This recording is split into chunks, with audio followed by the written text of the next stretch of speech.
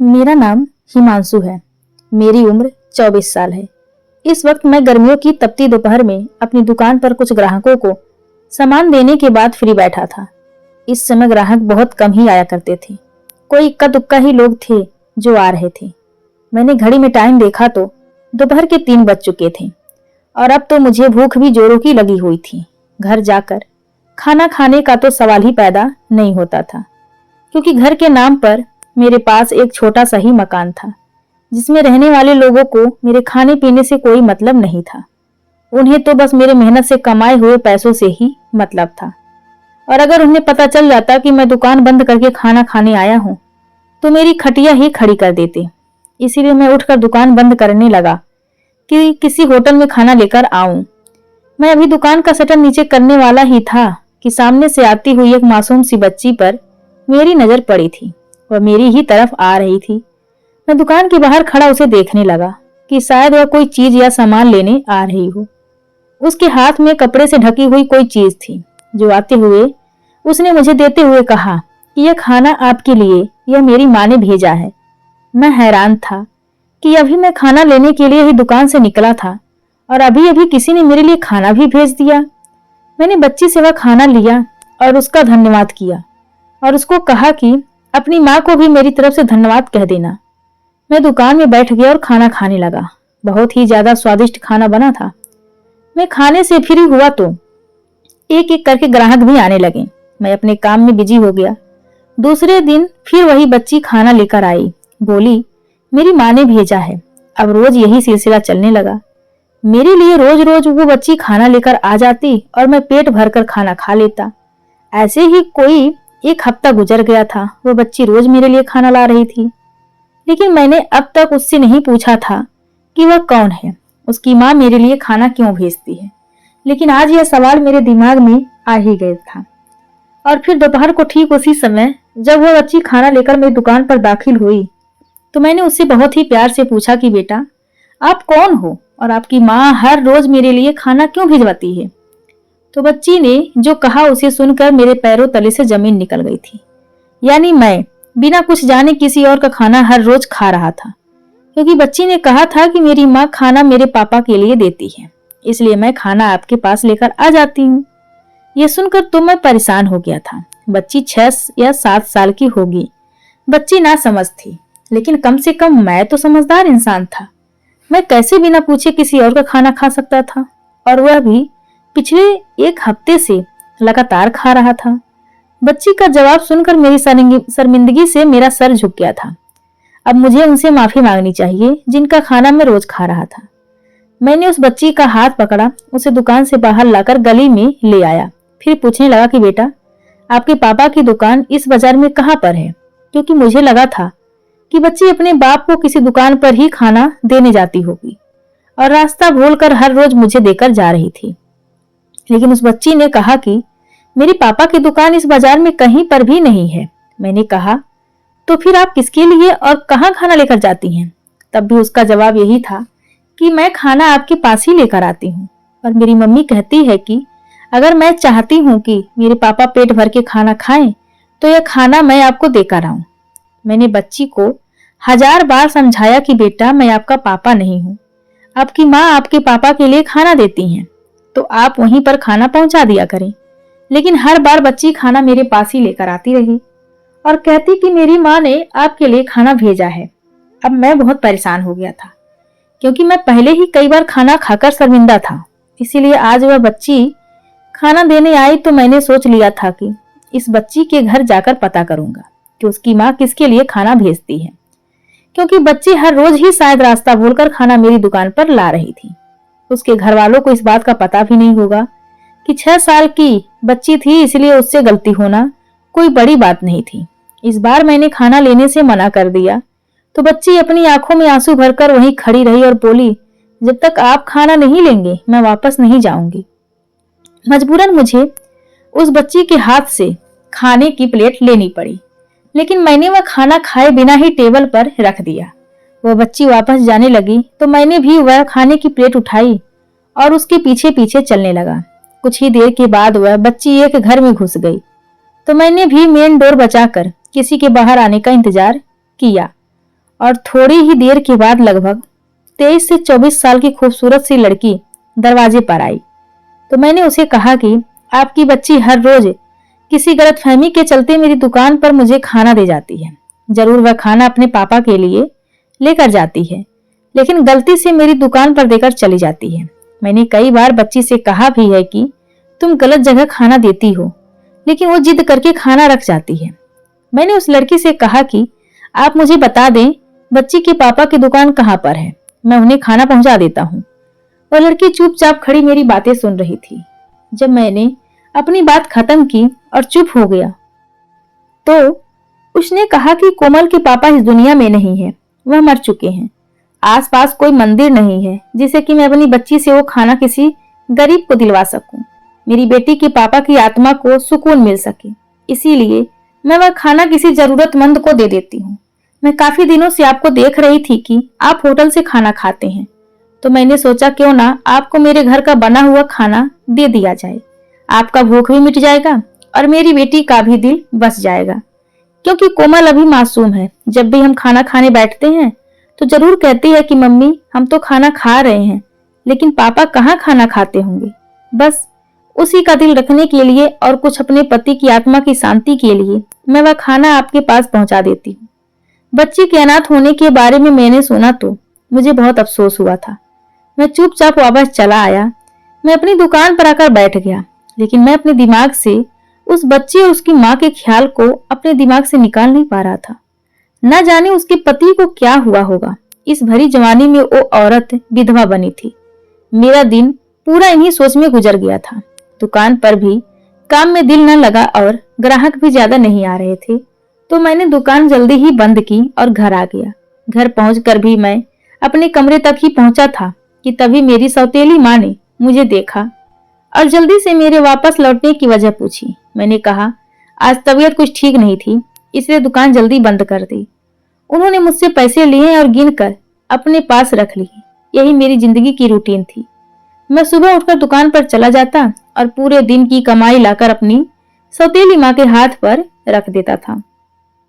इस घर का अकेला कमाने वाला मैं ही था। मेरे पापा को लकवा मार गया था और बिस्तर पर पड़े रहते थे। वह जब ठीक थे तो उसने ही दुकान खोला था, जो हमारे घर का अब रोजी रोटी का जरिया था। अचानक ही पापा को लकवा मार गया था, तभी से दुकान बंद करना मतलब भूख को मार देना है। मैं उस समय कम उम्र का था, फिर भी मेरी सौतेली माँ के कहने पर पढ़ाई छोड़कर मैंने दुकान संभाली और तब से अब तक बस दुकान पर ही होता था। मेरी जिंदगी घर से दुकान और दुकान से घर तक ही चल रही थी। 17 साल की उम्र से दुकान संभालते संभालते आज मैं 24 साल का हो गया था और इतने लंबे समय में मैंने एक दिन भी कोई छुट्टी नहीं की थी और ना ही कहीं और जाने का सोचा था। इसी तरह कमाने को मैंने अपनी जिंदगी का मकसद बना लिया था। इसके अलावा जिंदगी के किसी सुख दुख से मेरा कोई वास्ता नहीं था। मैं जब छोटा था तो मुझे किसी रिश्ते का कुछ पता नहीं था। मैं कब अनाथ हुआ यह भी मुझे पता नहीं था, क्योंकि मुझे अपनी माँ की शक्ल तक याद नहीं थी। बस अपनी सौतेली माँ के मुंह से यह हमेशा सुना था कि मैं उनका सौतेला बेटा हूँ। मेरे अलावा पापा की एक और औलाद थी, वह मेरी सौतेली बहन थी। वो शहर में किसी अच्छे कॉलेज में पढ़ रही थी। कभी कभार वो घर आ जाती तो मुझसे सीधे मुंह बात भी नहीं करती थी।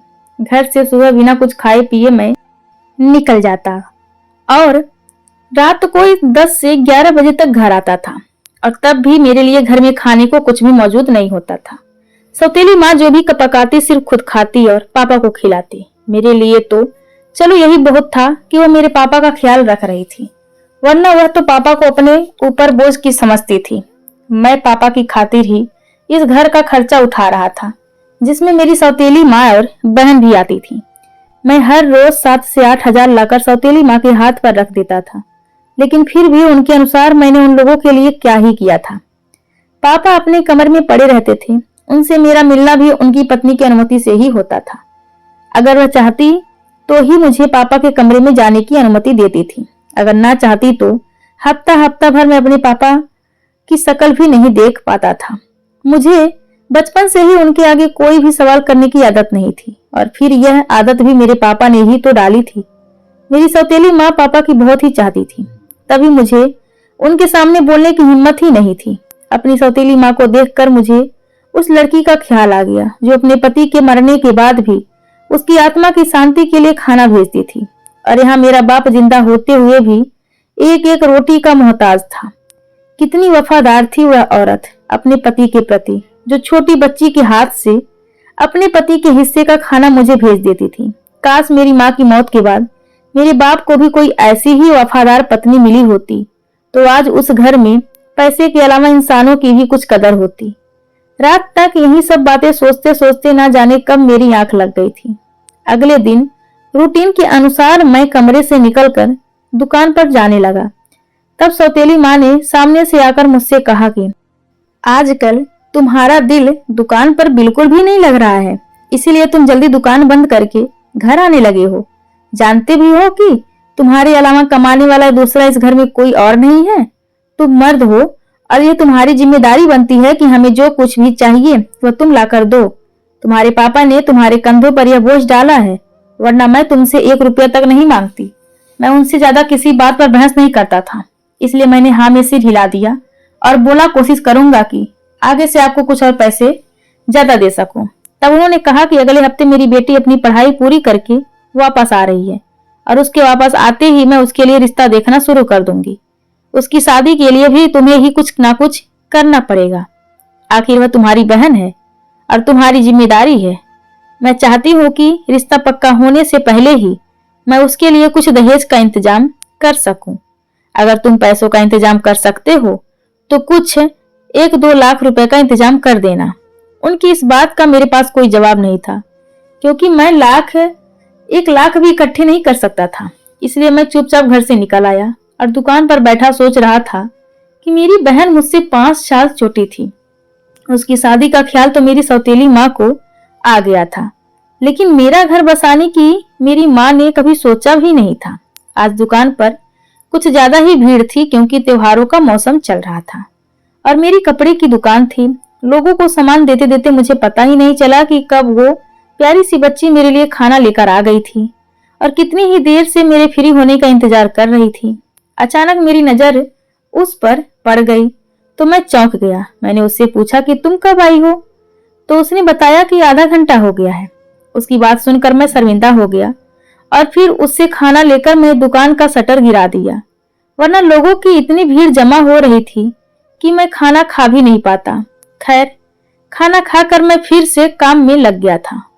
शाम के टाइम दुकान से भीड़ थोड़ी कम हुई तो मैं फ्री होकर दुकान पर बैठा हुआ था और तभी मेरी नजर बाहर गली में चलती हुई कोमल और कोमल की माँ दिखी, जो तेजी से चलकर कहीं जा रही थी और कोमल को अपनी गोद में उठाए हुए थी। उसे देखकर मैं परेशान हो गया और मैं फौरन अपनी दुकान से बाहर निकल आया और उसे रोककर पूछा क्या बात है। उस लड़की ने बताया कि मेरी बेटी बुखार की वजह से बेहोश हो गई है, मैं उसे लेकर अस्पताल जा रही हूँ। मैंने करीब ही एक दोस्त से मोटरसाइकिल ली और कोमल और उसकी माँ को बैठने का कहा। हम 5 मिनट के अंदर ही अस्पताल पहुंच गए थे, जहां फौरन कोमल का इलाज होना शुरू हुआ था और थोड़ी ही देर में उसका बुखार भी उतर चुका था। उसकी माँ लगातार रो रही थी और भगवान से प्रार्थना कर रही थी। उसने मेरा भी धन्यवाद किया तो मैंने इस बात को अपना फर्ज बताकर उसे शर्मिंदा होने के लिए मना कर दिया। फिर दोनों को मोटरसाइकिल पर घर छोड़ने भी गया। कोमल की माँ ने मुझे अंदर आकर चाय पीने की ऑफर की, लेकिन मैंने कहा कि अभी नहीं, आप बच्ची का ख्याल रखें, मैं फिर कभी चाय पी लूंगा। मैं वहां से निकल आया और अपने घर आ गया। सौतेली माँ ने कहा तुम कहाँ रह गए थे? मैंने दुकान पर लड़का भेजा, लेकिन दुकान बंद थी। तुम्हारे बाप की तबीयत अचानक ही बहुत बिगड़ गई थी। अंदर डॉक्टर मौजूद था।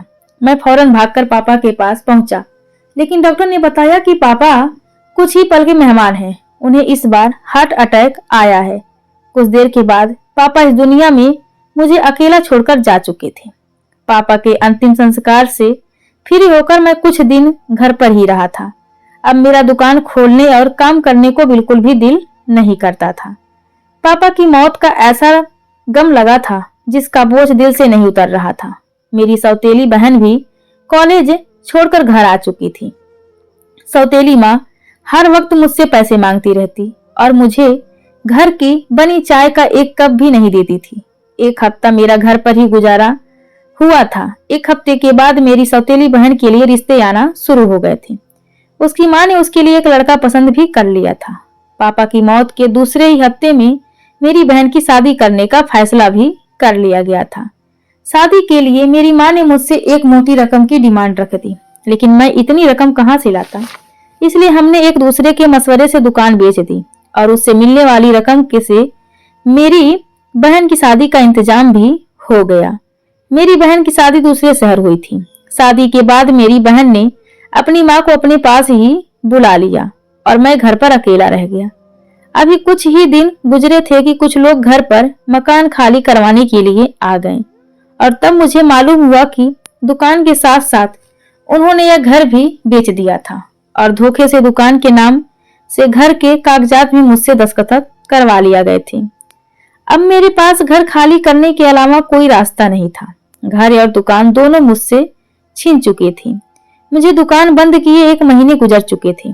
एक दिन जब मैं मजदूरों से दुकान का सामान निकलवा रहा था कि तभी वही बच्ची मेरे पास आई और बोली, अंकल आप कहाँ रह गए थे?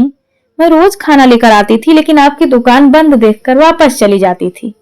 मैंने कोमल को गोद में उठाया और उसे बताया कि अब यह दुकान मेरी नहीं रही और ना ही मेरा घर यहाँ है। मैं कहीं और चला जाऊंगा। अब तुम मेरे लिए खाना लेकर मत आना। वह बच्ची एकदम से आंखों में आंसू भर लाई और फिर वह वापस चली गई। थोड़ी देर बाद वह फिर से वापस आई और कहने लगी कि मम्मी कह रही हैं आपने उस दिन चाय पीने का वादा किया था, लेकिन आप नहीं आए। मैंने सोचा चलो जाते जाते यह वादा भी पूरा कर लेता हूँ। मैं उनके घर चाय पीने चला गया। मैं गया तो कोमल की माँ मेरे लिए चाय बनाने किचन में चली गई थी। फिर बातों बातों में मैंने बच्ची से पूछा, आप लोग कहाँ से हैं? क्या यहाँ पर आप लोग किराए पर रहते हैं? कोमल बताने लगी कि मेरे पापा की डेथ हुई तो घर वाले मेरी माँ से बहुत लड़ते थे, इसलिए मेरी माँ घर छोड़ आई। इतने में कोमल की माँ चाय लेकर आ गई थी और अपनी बेटी को बातें बताते देखकर पूछने लगी, अंकल से क्या बातें हो रही थी कोमल? कोमल की माँ ने मेरा धन्यवाद किया कि मैंने उस दिन उनकी मदद की थी, लेकिन मैंने कहा आप मेरे लिए हर रोज खाना भेजती थी, इस बात के लिए मैं आप लोगों का धन्यवाद करता हूँ। उन्होंने कहा कि उस खाने को भेजने की मेरी नियत सिर्फ अपने मरे हुए पति को पुण्य पहुंचाना है, इसमें एहसान वाली कोई बात नहीं है। चाय खत्म करने तक मैंने उसे बता दिया था कि मेरा घर बिक चुका है, इसलिए मैं यह मोहल्ला और यह गांव छोड़कर कहीं दूर जा रहा हूँ। मैंने उसे अपनी जिंदगी की कहानी भी सुना दी थी, लेकिन फिर अपनी कहानी बताने के बाद मुझसे रहा नहीं गया। जी चाहा कि यूं अकेली औरत होते हुए अनजान मोहल्ले में आकर बसने की वजह पूछूं, इसीलिए मैंने यह सवाल कर ही दिया। फिर उसने बताया कि यह कहानी बहुत ही लंबी है, अगर आपके पास समय है तो सुन ले। मैंने कहा जरूर, आप सुनाइए। वो बोली, मैं भी आपकी तरह ही जमाने की सताई हुई हूँ। मेरा नाम अनन्या है। मेरे माँ बाप के मरने के बाद उस समय मैं सिर्फ 10 साल की थी और दोनों ही एक साथ किसी हादसे में से अपनी जान गंवा बैठे थे और मुझे इस बेदर्द दुनिया के जुल्मों सितम सहने के लिए छोड़ गए थे। मेरी परवरिश की जिम्मेदारी, मेरी दर्द हाल मेरे चाचा ने उठाई थी, लेकिन उनके साथ मैं कुछ 3 महीने ही रह सकी थी, क्योंकि चाची मुझसे छोटी सी उम्र में भी घर के सारे काम करवाती थी और मुझे काम ना आता तो बहुत मारती थी। एक दिन चाची की मार से जब मैं बेहोश हो गई तो यह खबर मेरे मामा तक पहुंच गई। माँ की मेरे मामा के साथ बहुत मान बनती थी, भाई बहन में बहुत मोहब्बत थी, इसलिए मामा को मुझ पर दया आई और मुझे अपने साथ ले आए। मामा के घर आकर कुछ दिन सुकून से गुजरे थे कि मामी ने भी चाची वाले रंग ढंग दिखाने शुरू कर दिए। 12 साल की उम्र को पहुंचकर ही मैंने सारे काम करना सीख लिए थे। 12 साल की उम्र तक खाना बनाने से लेकर कपड़े बर्तन झाड़ू वगैरह सब मेरे ऊपर आ गया था। धीरे धीरे मामा को भी मेरे काम करने से कोई परवाह नहीं था।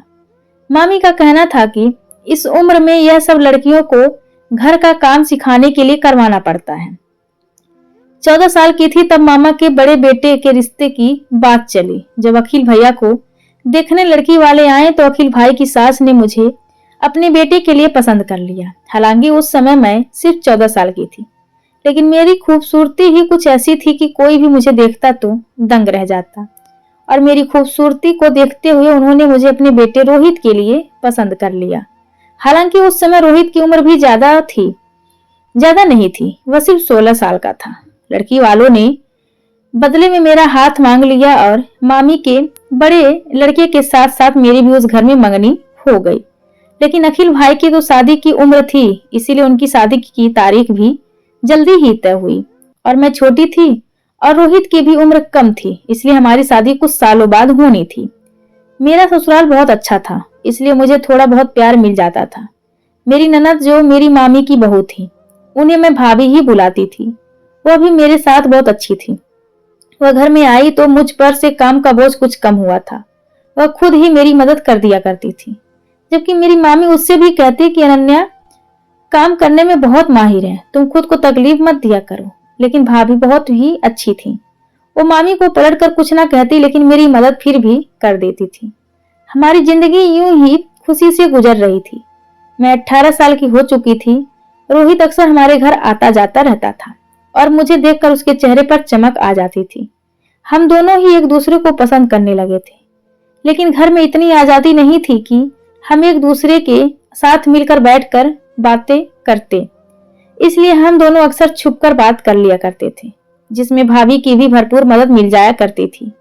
वो मेरी जिंदगी की बहुत ही खूबसूरत दिन थी। वो आता तो मेरे लिए हमेशा ही कुछ न कुछ लेकर आता था। मेरी होने वाली सास भी मेरे लिए तोहफे वगैरह और खाने पीने की चीजें भेजती रहती थी। मुझे अपनी ससुराल का बहुत ही प्यार मिल रहा था, लेकिन किस्मत खराब थी। शादी के 6 साल बाद भाभी को भगवान ने खुशी दी और उनकी डिलीवरी के आखिरी दिन चल रहे थे। वो अपने रूटीन के चेकअप के लिए अस्पताल जा रही थी और गाड़ी में सिर्फ भाभी अपने पति के साथ ही मौजूद थी, जब एक बहुत ही भयानक एक्सीडेंट में भाभी और भाई बहुत बुरी तरह जख्मी हुए थे।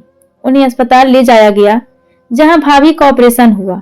बच्चा तो बच गया, लेकिन अफसोस कि वो इस दुनिया से चली गई। भाभी के साथ साथ मेरी होने वाली ननद भी थी। वो और उनका बच्चा पैदा होते ही अनाथ हो गया था। मुझे अपने खुद अनाथ होने के दिन याद आने लगे, तो मैंने उस मासूम से बच्चे को गले से लगा लिया। भाभी की मौत का भैया को कुछ पता नहीं चला था, क्योंकि वह अस्पताल में थे और अभी तक बेहोश थे। भैया के दोनों पैर बुरी तरह जख्मी हुए थे और जब तक वो पूरी तरह ठीक नहीं हो जाती, सबने यही सोचा था कि भाभी के बारे में उन्हें कुछ नहीं बताना है। और फिर कुछ दिन के बाद एक बहुत ही बुरी खबर आई कि वो यह थी कि भैया की एक टांग डॉक्टर को काटनी पड़ी थी। वह हमेशा के लिए एक पैर से अपाहिज हो चुके थे। यह सुनकर तो हमारे घर में मौत से भी बड़ा मातम मच गया था। हंसते खेलते घर में हर तरफ खामोशी फैल चुका था। जो कोई जहां होता वहीं पड़ा रहता था। ना कोई हंसता, ना कोई बोलता, यहाँ तक कि खाने पीने का भी किसी को होश नहीं था। मैं उस मासूम नन्ही सी जान को हर समय गोद में लिए फिरती रहती और यह देखकर न जाने कब मेरी मामी के दिल में यह ख्याल आया कि मेरी मंगनी तुड़वा दे और हमेशा हमेशा के लिए मुझे इसी घर में रख ले, जिससे कि मैं उनके अपाहिज बेटे और उनकी पोती की देखभाल करती रहूं, क्योंकि बच्ची मुझसे काफी घुल मिल चुकी थी। लेकिन मैं रोहित से बहुत मोहब्बत करती थी। यह बात सुनकर मैं बहुत ज्यादा रोई थी। मेरी मामा को मुझ पर दया आई, लेकिन मामी ने अपने पति की एक ना सुनी और मेरी ससुराल वालों को साफ साफ मना कर दिया कि हम यह रिश्ता खत्म करते हैं। वह लोग नाराज होकर चले गए थे। फिर एक दिन मामा ने मुझे पास बुलाकर कहा, अनन्या, क्या तुम अपने मंगेतर से शादी करना चाहती हो? मैंने हाँ में सिर हिलाया तो मामा ने फौरन फोन करके रोहित को बुला लिया और हम दोनों की शादी एक मंदिर में जाकर करवा दी और फिर मुझे उसके साथ चोरी छुपे विदा कर दिया।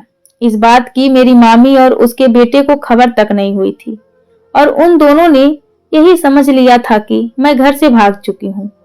मुझे भाभी की मासूम सी बच्ची छोड़कर जाने का बिल्कुल भी मन नहीं कर रहा था, लेकिन मामा ने मुझे तसल्ली दी थी कि हम इस बच्ची को अच्छी तरह से रखेंगे। इसीलिए मैं वहां से हमेशा हमेशा के लिए चली आई थी। लेकिन इस तरह चोरी छुपे शादी करने के बाद मुझे अपने ससुराल में वह प्यार और सम्मान नहीं मिल सका जो एक बहू को मिलता है। जब तक रोहित जिंदा थे, बस ससुराल में गुजारा हो रहा था। मेरे पति एक फौजी थे जो अक्सर अपनी ड्यूटी के सिलसिले में घर से बाहर रहते थे और मुझे सास और बाकी घर वालों से तरह तरह की बातें सुनने को मिलती थी। रोहित को ड्यूटी पर गए हुए 1 महीना गुजर चुका था। जल्दी ही वह छुट्टियां लेकर घर वापस आने वाले थे, लेकिन एक दिन उनके वापस आने से पहले ही यह खबर आ गई कि आतंकवादियों के दौरान लड़ाई में वह शहीद हो गए हैं। यह खबर सुनते ही मेरी सांस मुझ पर बरस पड़ी थी कि तुम ही मनहूस हो जिससे शादी करके मेरा बेटा मरा है। यह सब यकीनन उस मासूम बच्चे की बद्दुआ है जिसे तुम छोड़कर आई हो। पति की मौत का सदमा मेरे लिए बहुत बड़ा था। ऊपर से घर में होने वाले इस रोज रोज के चिल्लम चिल्ला से मैं अकेली रहने लगी थी। पति की मौत के 1 महीने बाद मुझे पता चला कि मैं पेट से हूँ। अब मेरे ऊपर एक नन्ही सी जान की जिम्मेदारी भी आ गई थी, इसलिए मैंने खुद को संभाल लिया। बेटी की पैदाइश तक ससुराल वालों ने बड़ी मुश्किल से मुझे अपने घर में रखा था, लेकिन जैसे ही मैंने एक बेटी को जन्म दिया तो मुझे घर पर रखने के लिए कोई भी तैयार नहीं था। लेकिन फिर भी मैंने जिंदगी के 3 साल वहां पर जानवरों की तरह रहकर गुजारे थे। लेकिन जब मैं और ज्यादा सह न सकी तो मजबूरन मुझे वह घर छोड़ना पड़ा और फिर मैं वापस अपने मामा के घर आ गई थी। लेकिन यह सुनकर बहुत ही ज्यादा अफसोस हुआ कि मेरे मामा भी इस दुनिया से जा चुके थे और मामी ने अपने बेटे की शादी एक विधवा औरत से कर दी थी। लेकिन उस औरत ने मेरी मामी को भी घर से निकाल दिया था और अपने अपाहिज पति और उसकी बच्ची पर बड़े जुल्म करती थी। मैं खुद मजबूर और लाचार थी। मैं भला किसी की क्या मदद कर सकती थी, इसलिए अपना सामूह लेकर मैं वहां से भी निकल आई थी। यहाँ इस मोहल्ले में किराए का मकान लिया और अपने पति की मिलने वाली पेंशन पर गुजारा करने लगी। मुझे उस औरत की कहानी सुनकर बहुत ही ज्यादा अफसोस हुआ था। वह तो मुझसे भी ज्यादा मजबूर थी। मैं वहां से जाने लगा तो कोमल ने मेरा हाथ पकड़ लिया और मेरे सामने खड़ी हो गई। उसने कहा कि अंकल, आप कहीं मत जाइए ना, आपके पास भी तो घर नहीं है, आप हमारे साथ ही रहिए प्लीज। इस बात पर मैंने अनन्या की तरफ देखा था, जिसकी आंखों में आंसू थे। शायद वह यह सोच रही होगी काश उसकी बच्ची का बाप जिंदा होता तो उसे किसी और से यह उम्मीद लगाने की जरूरत ना पड़ती। मैंने थोड़ी देर सोचने के बाद अनन्या के आगे शादी का पेशकश रख दी, क्योंकि वो और हम दोनों ही एक जैसे थे, जिन्हें एक दूसरे के सहारे की जरूरत थी। उसने अपनी बेटी की तरफ देखते हुए मेरी ऑफर स्वीकार कर ली और फिर हमारी खूबसूरत जिंदगी का शुरुआत हुआ।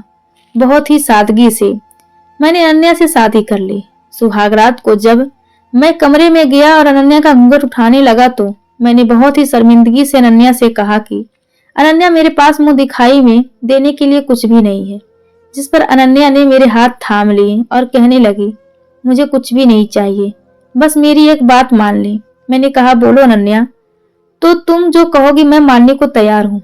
अनन्या ने कहा कि मेरी भाभी की बच्ची, जिसे मैं उस समय मजबूरी में छोड़कर आ गई थी, मैं उसे दोबारा से अपनाना चाहती हूँ, क्योंकि उसकी सौतेली माँ उस पर बहुत जुल्म करती होगी।